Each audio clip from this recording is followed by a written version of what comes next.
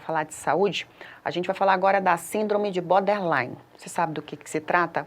Para falar sobre esse assunto, está aqui comigo no estúdio o médico Lucas Porto. Seja muito bem-vindo. Obrigado, bom dia, agradeço ao convite, a oportunidade de falar desse tema tão importante, que é o transtorno de personalidade borderline. Doutor, a gente tem escutado, inclusive em músicas, falando dessa síndrome. Explica pra gente do que se trata.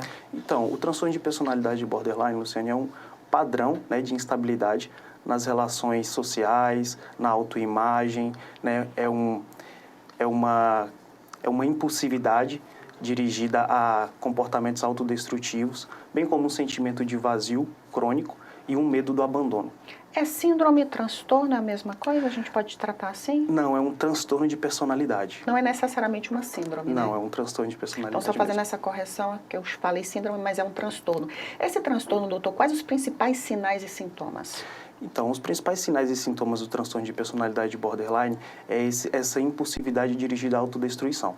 Então, o paciente ele acaba cometendo comportamentos que vão prejudicar, a vida dele de uma forma geral. Então, são relações conflituosas, são gastos excessivos, uma direção irresponsável, sexo de uma forma indiscriminada, comportamentos autodestrutivos como, por exemplo, automutilações, tentativas de autoextermínio recorrentes. Como é que aquelas pessoas que estão naquele círculo de amizades, familiares, pode identificar para buscar um tratamento? Porque às vezes a pessoa está passando por alguma situação que parece muito com os sintomas que você acabou de dizer. Sim. Então, assim, são pessoas que têm sempre aquele comportamento mais voltado à autodestruição. Então, pessoas que têm muitas oscilações ao longo do dia, eu costumo dizer para os meus pacientes que é como viver uma montanha-russa de emoções, né? Então, o paciente de manhã ele está de um jeito, à tarde ele está de outro completamente diferente.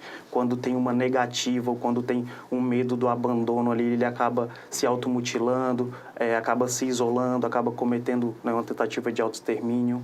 Parece muito com aquele transtorno bipolar, que você falou muito dessa questão de mudanças, né? Isso, alguns comportamentos do paciente que possui o transtorno de personalidade borderline, eles se assemelham, ao transtorno bipolar, mas a grande diferença está nas oscilações.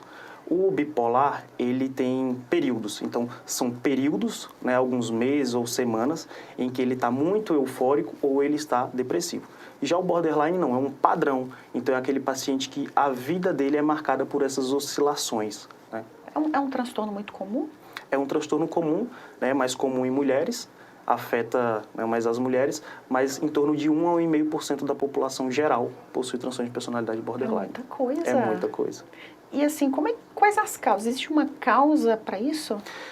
Tem sim, tem causas genéticas, mas nós também vemos muitas causas ambientais. Então, aqueles pacientes que foram criados em lar conflituosos, pacientes que presenciaram agressões ou que sofreram traumas, sejam eles físicos ou sexuais, acabam desenvolvendo esse transtorno de personalidade borderline.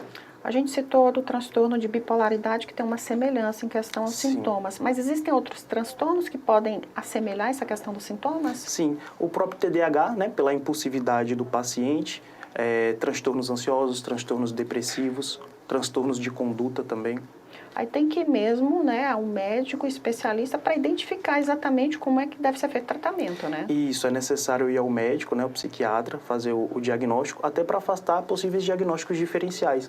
Porque como os sintomas se assemelham bastante com outros diagnósticos, é preciso excluir. Doutor, tem cura esses tipos de transtorno ou a pessoa tem que ficar ali fazendo todo acompanhamento sempre? Então, Luciane, não existe cura para transtorno de personalidade. Existe tratamento, que é a psicoterapia, então a psicoterapia é o que mais ajuda o paciente. Existem relatos de que com o passar dos anos, principalmente o borderline, devido a todos os transtornos que esse comportamento lhe ocasionou, os sintomas começam a se amenizar, a se amenizarem. Mas não existe cura. Quais os cuidados que essas pessoas que têm transtorno de borderline precisam ter? Então, é a consulta frequente ao psiquiatra, o acompanhamento frequente com o psicólogo, utilizar as medicações em caso de prejuízos, né? Então, a gente não passa medicação só porque tem borderline, a gente passa medicação porque o paciente desenvolveu uma ansiedade, tem um pensamento de que a vida não vale a pena, sintomas depressivos.